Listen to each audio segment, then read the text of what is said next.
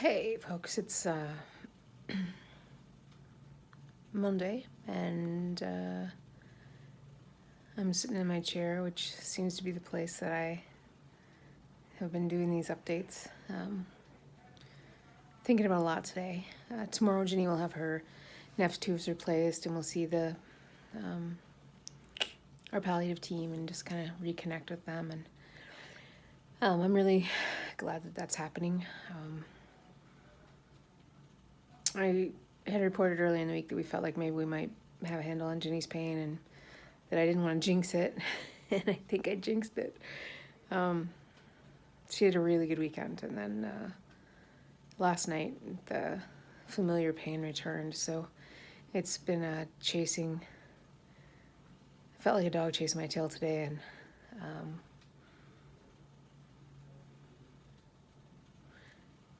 yeah.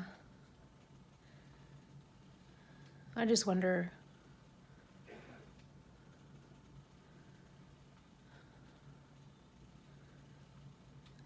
if we'll figure it out. Because maybe we won't, right?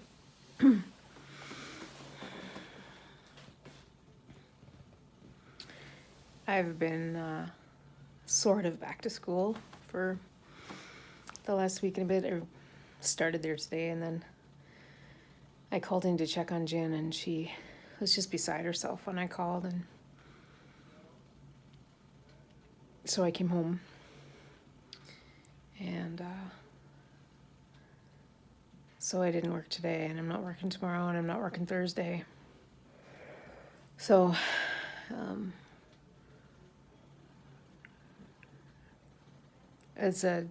I just feel like I've got to make some decisions about some stuff and just see what's possible and what I need to do and where I need to be.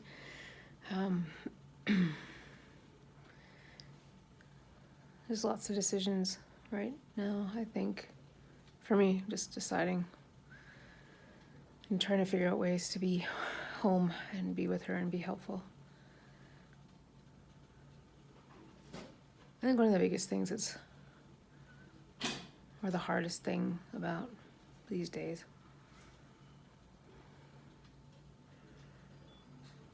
is trying to find the right ways to help.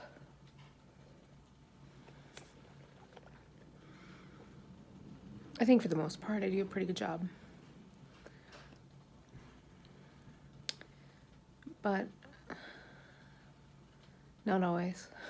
Not always a good job.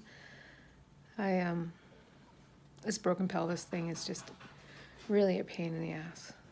It's a game changer. It's changing everything.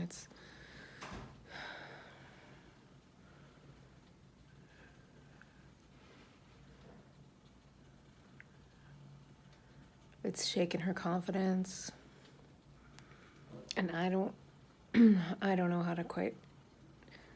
quite know how to help with that pain, because the solution is to just keep her down and like to not have her do stuff, but who the hell is going to keep her down?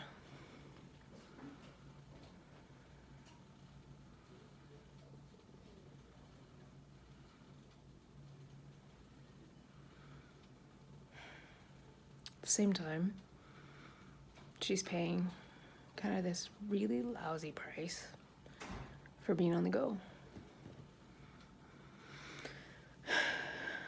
The Ordway was really tough. I had given her the option a few times the day before, saying, do you really think it'll be okay?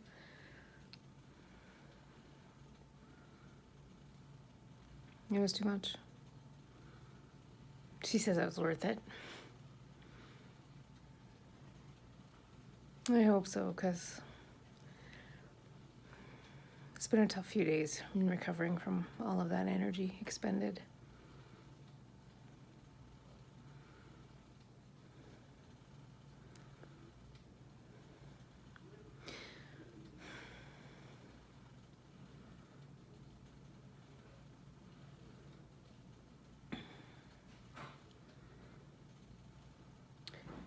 It's an interesting place to be, this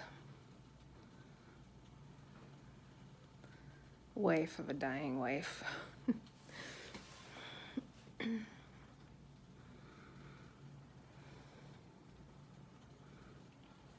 Everyone says that we're doing it so well, you know, we really are doing it well.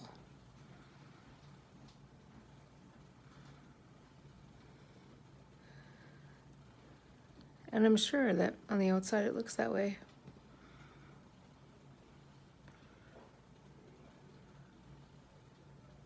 And probably, yeah, you know, there are things we're doing well.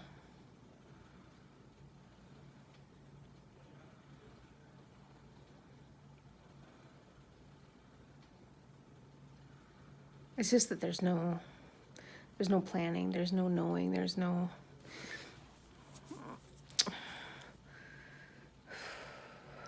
I don't have anything in my life to compare it to. I mean, certainly I can compare it to the death of my parents, but and there are many elements that are the same and that feel the same, but at the same time it's so entirely different because I'm a different person than I was 20 years ago when they died, or when my mother died. And Jenny has a different part of the heart, you know, it's just, she's got a different part of the heart, so it doesn't feel the same. Although I think about my mom a lot, more so than my dad. I think mom's cancer journey there's some similarities, you know, that I get triggered into or reminded of, you know, as I'm walking through this with Jen.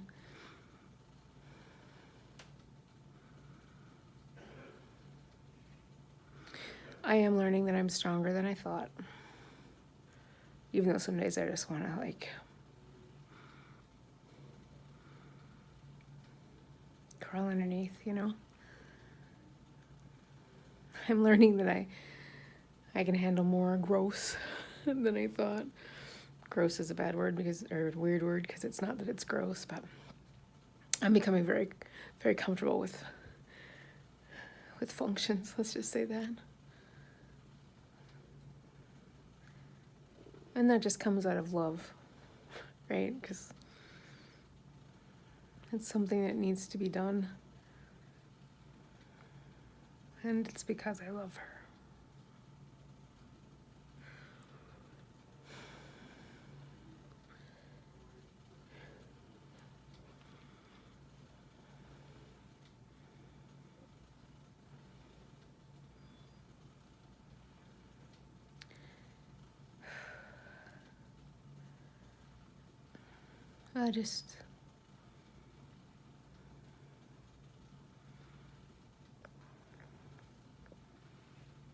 I just wish it were different.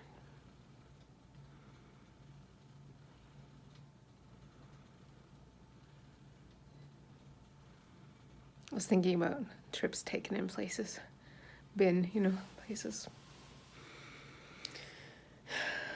And the people we've met and the things that we've seen, and the things that we've eaten, and the smells of the places we've been.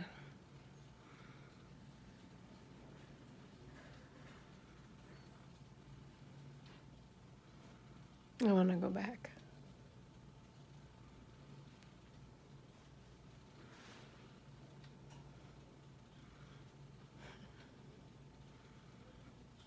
I'm so glad we've been taking videos and things of her, because I'm really going to be glad that I have those.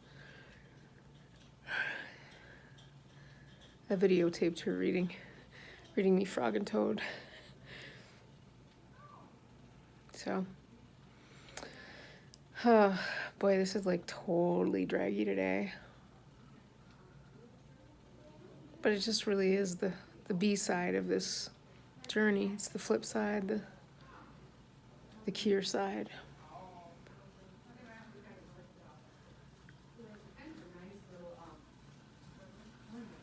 This disease kills. It kills me. It's killing us.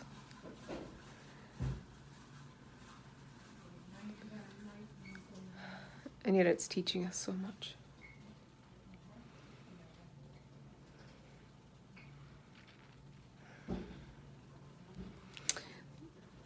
The Wednesday night before my mother died she died on the Sunday. It was the Wednesday night. And she had decided to stop treatment. The cancer had spread to her brain. And she called us in. And she laughed. She really rallied that night. It was the last night that we really saw her. You know, she really rallied, and she asked us all to pray, and she prayed that God would take care of me and of Erica, and that even though we couldn't see it now, that she hoped that we would understand that this whole experience would make us better people somehow. She prayed that we would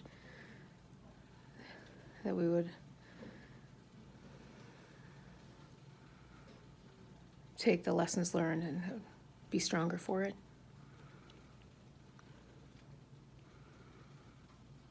Those things have been ringing in my ears a lot, that her voice, and that prayer has been ringing a lot in my ears these last weeks.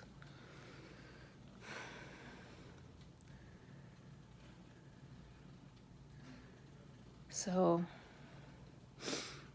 in the heartbreak and the struggle and the distress and the uncertainty, I've been working really hard to just take stock of the lessons learned and to snapshot the moments that I will want going forward.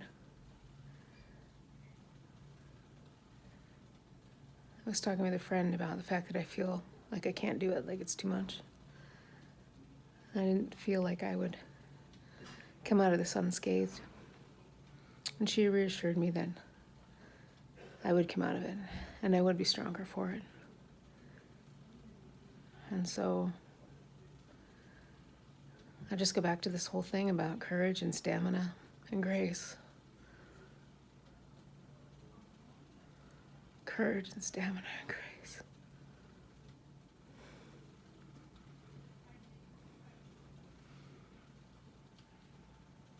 And in the fight for it all, gratitude.